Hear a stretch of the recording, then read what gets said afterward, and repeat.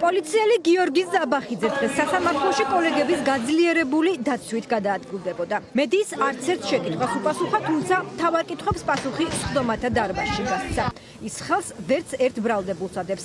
ამბობს, რომ არ იცის, ვინის როლა მისი მისამართი თქვა, რომელიც თვალში მოხვდა. აი ამ დარბაზში ბრალდებულების კამებზე ვინც არიან წარმოდგენილები, ამათ იცნობთ? კონკრეტულად არც ერთს არ იცნობ. შესაბამისად არც ერთ მათგანთან პრეტენზია არ გაგაჩნიათ, ასეა ხო? ანუ მე იქნა გამომდინარე, რომ არ ვიცი ვინ მესროლა.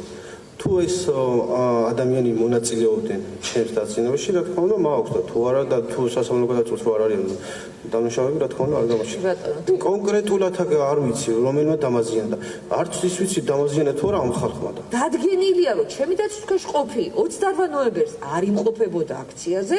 შესაბამისად ის არ იქნება მისი დამზიანებელი, ხო? ეს თქვენი დასკვნა შეფასება. და აქვს თუ არა მის მიმართ პრეტენზია? თუ დადგენილია რომ არ იყო, მაშინ რა თქმა უნდა არ მექნება, მაგრამ არ ვიცი დადგენილი არის თუ არა. არ ვიცი დადგენილი არის თუ არა. არ გახსოვთ, შესაბამისად არც გინდახავთ აქციის ფარგლებში შესაძლებელია ნახე, მაგრამ არ მახსოვს. არ გახსოვთ და სასამართლოს არ შეგიძლიათ უთხრეთ. კი ბატონო, ბატონ გურამ, მადლობა.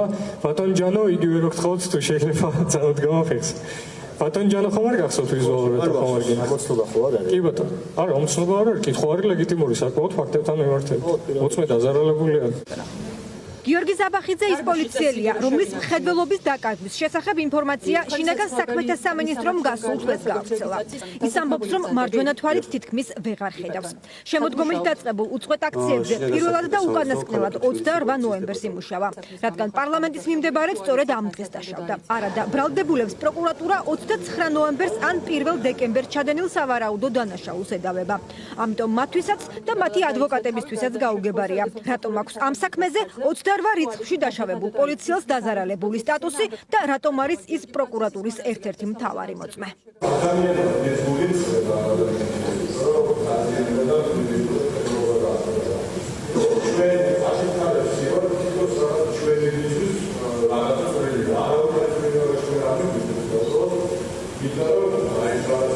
იმისთვის კი ბატონო იმისთვის ვთანადრო რომ საღნიშნული საკითხები გამოვიკვლიოთ. ასეთი კითხვა მაქვს, რომ როდესაც იქ დავალებაზე გამოგიშვეს, რაიმე წამახალისებელი პრემია თუ იყო დაპირებად გარკვეული ქმედებების შესრულების შემდეგ, მაგალითად, რომელიმე ადამიანის დაჭერის და ასე შემდეგ. არა.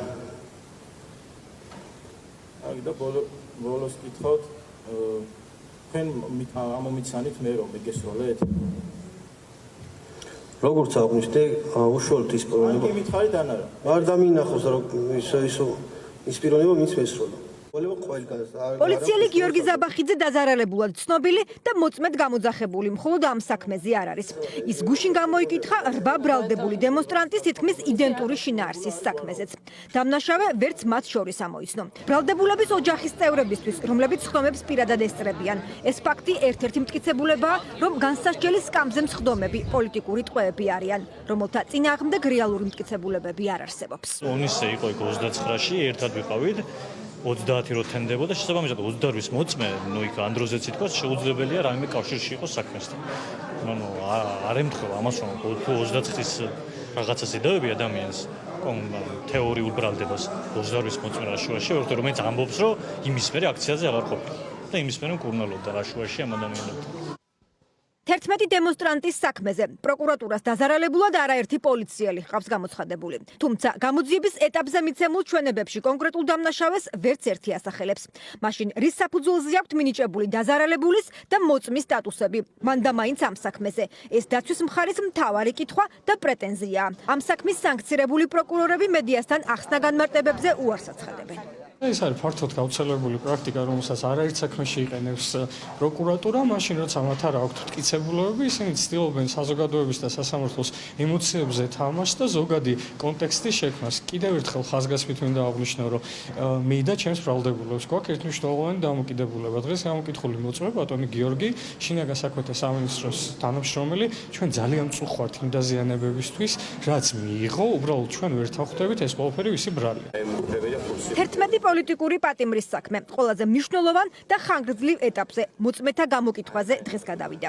პროკურატურას სიაში 10-ობით მოწმე ჰყავს, ძირითადად ძალოვანები. მომდევნო სხდომაც დაზარალებულად ცნობილი პოლიციელების გამოკითხვით გაგრძელდება.